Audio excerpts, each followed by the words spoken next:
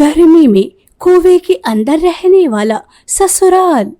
ओहो, अभी तो गर्मी ठीक तरह से शुरू भी नहीं हुई और अभी से गर्मी अपना कहर बरसा रही है। देखो तो बहू, घर कैसे तप रहा है। सुबह में ये हाल है, दोपहर में तो न जाने क्या हाल होगा। गर्मी से मैं तो बेहाल हो रही हूँ। माँ जी, ठीक कहा आपने। सुबह सवेरे उठकर झाड़ू इसीलिए लगा रही थी ताकि गर्मी की चिलचिलाहट से बच जाऊं, लेकिन देखिए पूरी साड़ी पसीने से तर हो गई।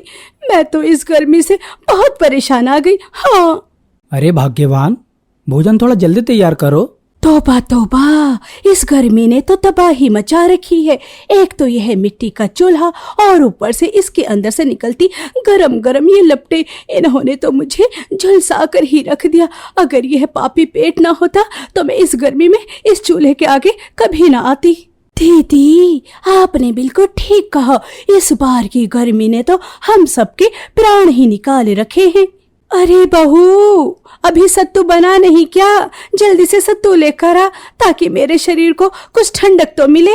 माँ जी, बस 2 मिनट, सबके लिए सत्तू बनकर तैयार है, बस अभी लेकर आती हूँ।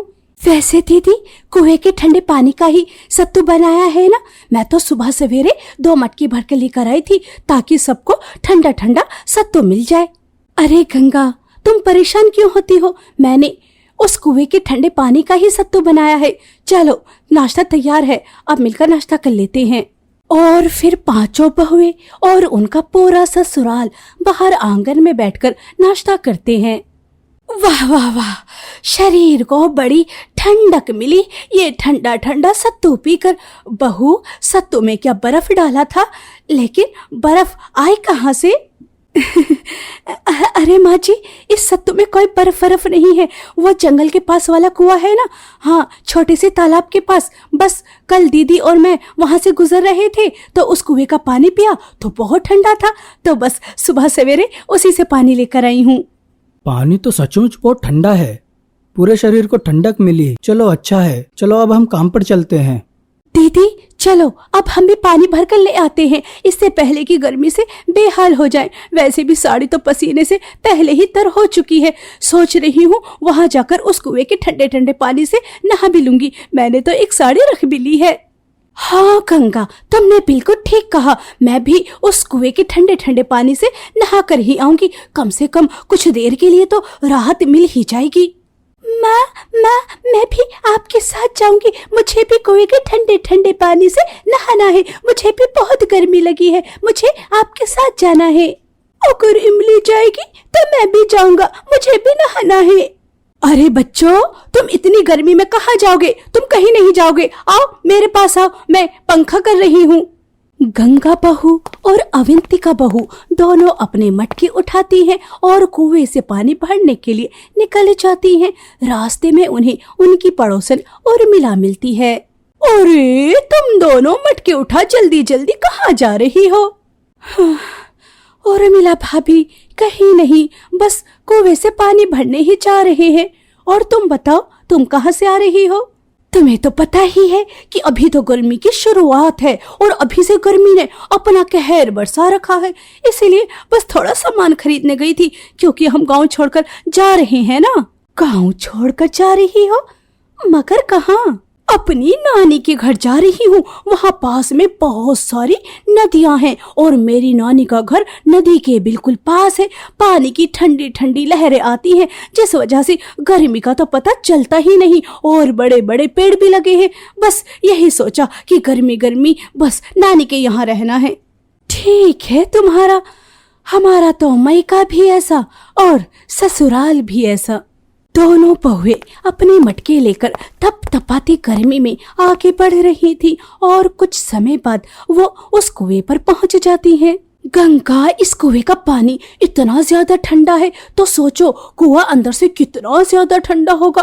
काश हमारा ससुराल भी इस कुएं की तरह ठंडा ठंडा होता तो हम भी इस गर्मी से बच जाते और हम भी अपने ठंडे ठंडे ससुराल में ऐश की जिंदगी काट रहे होते। दीदी, यह तो आपने बिल्कुल ठीक कहा। काश ये कुआं ही हमारा ससुराल होता। कम से कम इस चिलचिलाती गर्मी से तो हम बच ही जाते। कम से कम इस धूप से तो हमें राहत मिल ही जाती।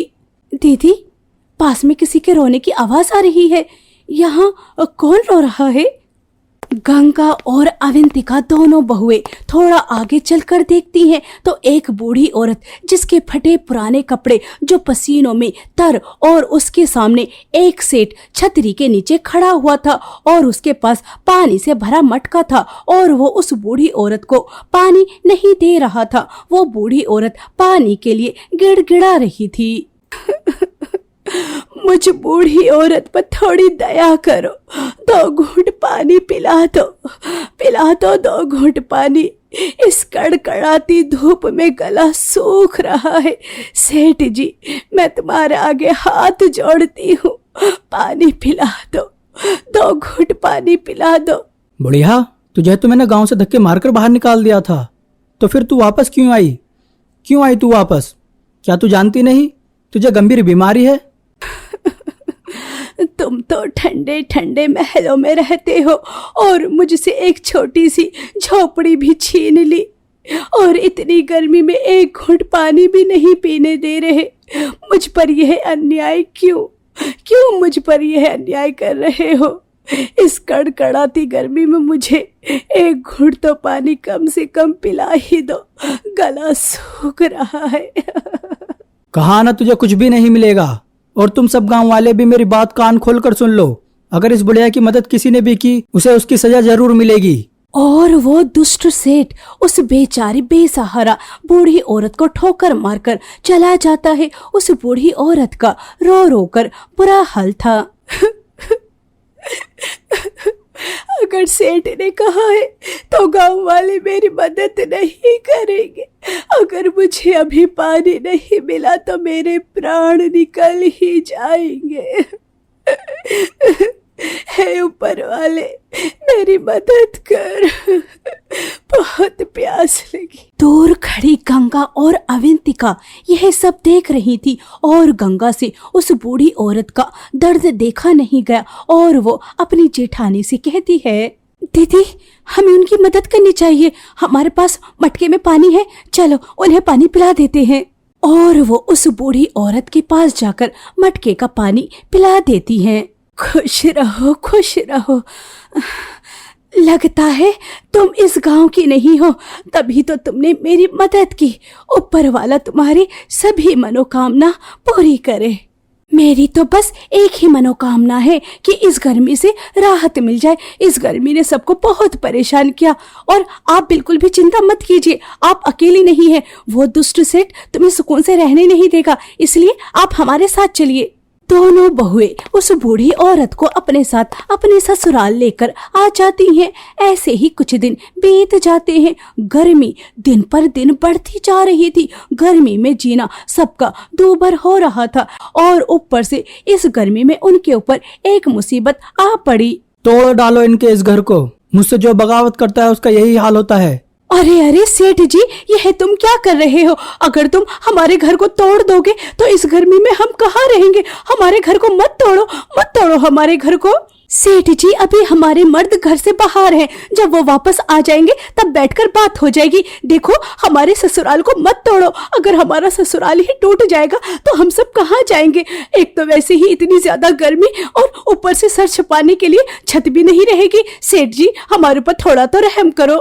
देखो, वो बेचारी बूढ़ी औरत अब हमारे घर में नहीं है, वो तो चली गई। और वैसे भी हमने एक प्यासे को पानी ही तो पिलाया। प्यासे को पानी पिलाना क्या कोई जुर्म है? वो सेठ कहाँ किसी की सुनने वाला था और उनके पूरे घर को तोड़ ताड़ कर वापस आ जाता है। और जब शाम को उनके पति आते हैं और घर को टूटा देखते हैं तो उनके पैर तले भी जमीन खिसक जाती है। किसी को कुछ समझ नहीं आ रहा था कि अब क्या होगा, अब क्या करना है। कुछ सोचा भी है क्या? अरे अरे, घबराओ नहीं, मेरी वजह से तुम्हारी छत छिनी है। वो दुष्ट सेठ बहुत ही ज्यादा कायर है, बहुत ही ज्यादा। मेरी बदुआ है कि वो इस तिलतिलाती गर्मी में सुकून से रह ही ना पाए, उसका ठंडा महल आग का अंगारा बन जाए। तुम सब परेशान मत हो, मेरे पास एक जगह है जहां तुम आसानी से रह सकते हो। और वो बूढ़ी औरत सभी को अपने साथ ले जाने लगती है। कुछ समय बाद गंगा और अवंतिका बहू देखती हैं कि ये तो वही जगह है जहाँ से वो ठंडा ठंडा कुएं का पानी लेकर आती थी। माँ जी, यहाँ तो ऐसी कोई जगह नहीं जहाँ हमारा ससुराल बन सकता है। यह कुआं ही तो तुम्हारा ससुराल है। अब तुम इस गर्मी में इस कुएं के ससुराल में रहने वाली हो। कुएं के अंदर भला कैसे रहा जा सकता है? यह कोई मामूली कुआं नहीं है, यह एक रहस्यमय कुआं है। मैंने एक साधु की मदद की थी और उन्होंने ही मुझे इस कुएं के बारे में बताया था। इसका इस्तेमाल एक बार ही किया जाता है। मैंने तो कभी इसका इस्तेमाल किया नहीं, लेकिन मेरी वजह से तुम्हारी छत छिनी है, इसलिए यह कुएं का घर आज से तुम्हारा है। इसमें गर्मी नहीं लगती, ये बहुत ही ज्यादा ठंडा है। किसी को भी विश्वास नहीं हो रहा था कि वो इस कुएं के अंदर रह सकते हैं, लेकिन जब वो बूढ़ी औरत सबको कुएं के अंदर लेकर जाती है तो सबके होश उड़ जाते हैं। सच में मुझे तो ऐसा लग रहा है जैसे मैं शिमला में आ गई हूँ। इस कुएं के अंदर कितनी ज्यादा ठंडक है। क्या सच में हम इस कुएं के अंदर रहने वाले हैं? ऊपर वाले तेरा बहुत बहुत धन्यवाद। हाँ, यह सब कुछ गंगा बहू की वजह से हुआ। किसी ने ठीक ही कहा, नेकी का बदला नेकी ही मिलता है। हमें तो लगा था हमारे ऊपर बड़ी मुसीबत आ पड़ी, लेकिन देखो इस कुएं के घर से कितना ज्यादा सुकून मिल रहा है। गर्मी में सभी को बहुत ही ज्यादा राहत मिलती है। कुएं के घर के अंदर सभी बहुएं बहुत ही ज्यादा सुकून से अपने परिवार के साथ रह रही थी और वहीं उस दुष्ट सेठ को भी उसकी की सजा मिल जाती है। इतनी ज्यादा गर्मी में उसका ठंडा महल बिल्कुल आग के अंगारों की तरह लग रहा था। इतनी ज्यादा गर्मी है कि एसी भी काम नहीं कर रहे, पानी भी इतना ज्यादा गर्म आ रहा है। आखिर इतनी गर्मी क्यों पड़ रही है? सेठ को समझ ही नहीं आ रहा था कि यह उसके कर्म की सजा है और वो सब अपने अच्छे कर्मों की वजह से इतनी ज्यादा गर्मी में कुएं के अंदर सुकून भरी जिंदगी जी रहे थे।